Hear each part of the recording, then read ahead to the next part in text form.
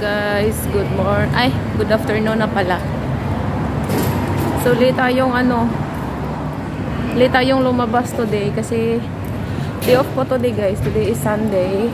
So hindi ako lumabas ng maaga kasi mas pinili ko pang maghiga-higa na lang sa bed kasi napagod ako yesterday. Alam nyo na, Chinese New Year dito, malapit ng Chinese New Year, so kailangang halughugin ang lahat ng sulok ng bahay ni Amo. Yun, may shortcut. Magkita kami ng friend ko. Puntahan ko siya sa sa tambayan namin. So nandoon na daw sila. Hindi masyadong malamig ngayon, pero nagdala ako ng jacket kasi bandang hapon pag malakas yung hangin, kahit yung weather is 17 degrees lang, 15 to 17 na siya, malamig, lumalamig. So ito yung outfit natin, naka boots pa tayo, nanigurado. Yon, dito tayo sa sa gilid ng kalsada. May shortcut para dito, hindi ko nakita. Nagyaya kasi yung mga friend ko na magtagay kami. So anong oras na? Nagtagay na sila. So mahaba-haba na yung tutunggain ko ngayon. Kasi kanina pa silang nag-start. So tingin-tingin tayo, baka mabundol tayo. Yun. Highway kasi dito guys. Pero nag-shortcut ako. Ayan. Laki ng bus. Tawid. Uy, may taxi, my God.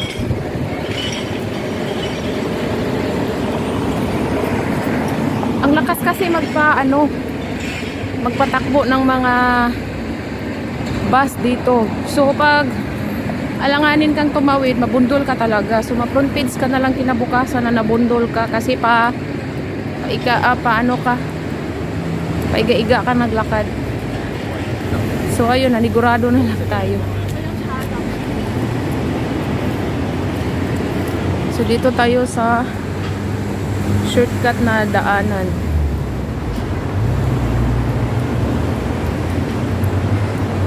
Grabe haggard ko today. Grabe guys, grabe nakakapagod talaga yung Chinese New Year dito sa Hong Kong kasi kahit hindi nag-utos yan ang mga amo na ito, ganyan, linisin mo to, ikaw na lang kusang maglinis kasi Chinese New Year nga.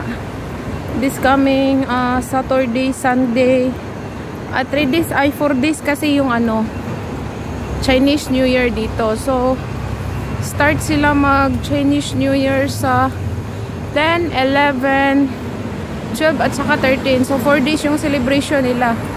Pero yung Sunday, nataon sa Sunday yung 11, day off namin yun. So yun na yung pang-apat.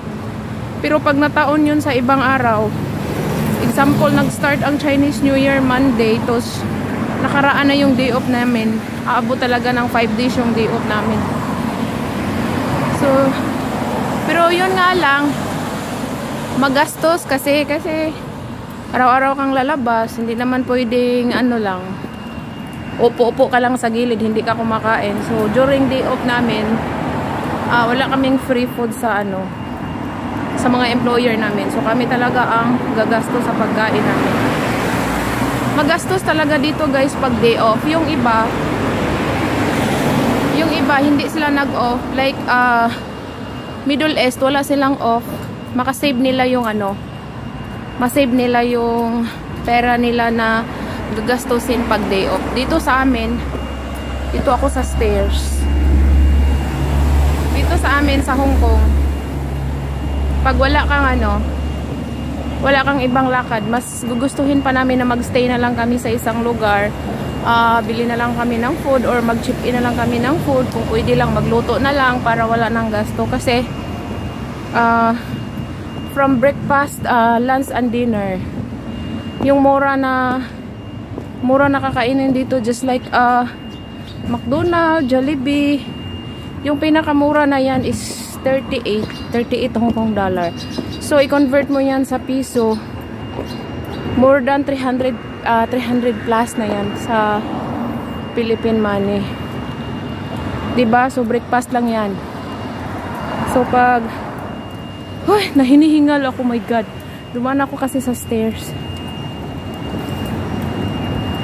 Ayun.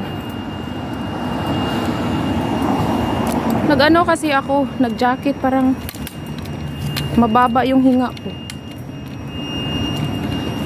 Tanggalin ko muna yung jacket ko. Labat ang ingay dito.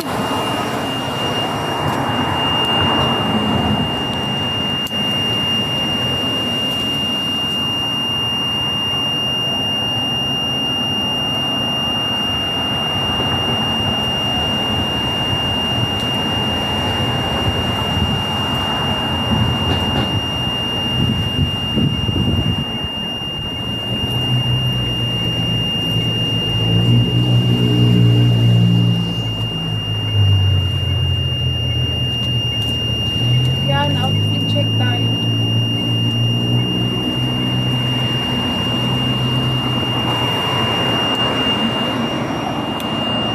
Tinanggal ko yung jacket kasi parang hinihingal ako.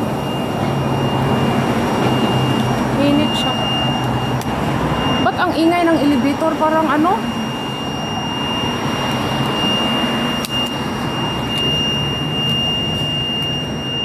Uy, saan na yun napunta yung video natin? Lo. Ay, akala ko sira yung elevator. Ang ingay. Nag-alarm yung niya, guys. My god. Nag-alarm siya.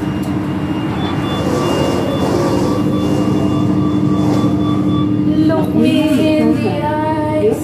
Why? Saan to? Ba't bumaba? Footbridge. Wala. Pinindot pala siya sa ground. Oh my god. Bumaba yung elevator. Hindi ko nakita. Napindot pala niya yung pink. Balik tayo.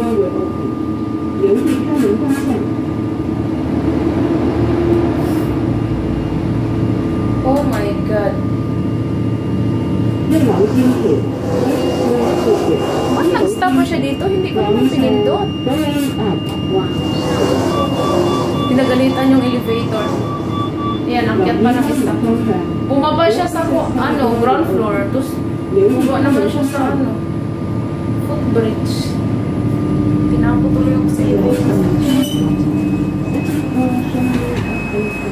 Ayan, malapit na ako sa... Hoy, ang ingay talaga ng emergency man yun. May pumindot siguro sa bell. Malapit na ako sa tambayan namin. So, dinojo ko yung kaibigan ko na sumakay ako ng bus. Kasi nag-chat ako sa kanya. Ang tagal niyang binasa yung message ko. Pero that time, nagbihis na ako that time. Pero nandyan na pala siya. So, ito yung maliit na part dito, guys. Yan. Oh, ang ganda dito, diba? Diyan. Ito pwedeng magtambay din dito.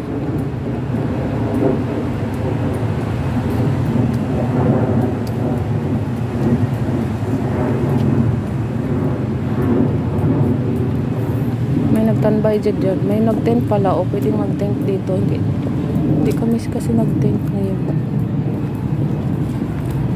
Tinatamad kasi kami kasi umuulan kagabi. Hindi kami nag-tent. Yan. Dito, guys, pwedeng mag-jogging dito. Rabi Rice kasi ito siya. Diyan. Pwede dito apakan. Dito. Yan. Ang ganda ng ang ganda ng daming nag-tent pala. O, 1, 2, 3, 4, 5. Alam nyo, guys, may tent pa din dito. Maka-feel lang kami ng free pag day off namin kasi pag hindi lalabas yung mga amo namin, nandyan lang sa bahay. Ang ingay, guys, promise. So, hindi ka matahimik. Mas gugustuhin mo pang lumabas na lang at gagastos ka sa labas para may peace of mind ka. Kasi pag maraming, hindi naman sila karamihang mga bata, 3, 4 na yung pinakamarami dito, mostly 2 lang. Pero ang ingay guys pag nandun ang mga bata. Ayan, dito tayo. May nag-tent din dito, 2. Diyan. Peaceful kasi dito guys. Hindi kasi dito maingay. So may playground dito. So bihira lang din ang maglalaro dito ng mga bata. Dito sa sulok, doon sa sulok din may nag-tent din pala. Yan. May 2 tent. Hindi ko siya ma-zoom. So ayun. Ang ganda ng weather today. Hindi palagi siya mainit. So okay lang na hindi makapal yung jacket. O diba?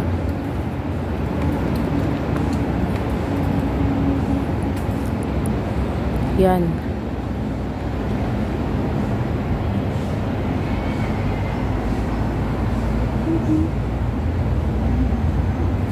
Ganda ng view dito.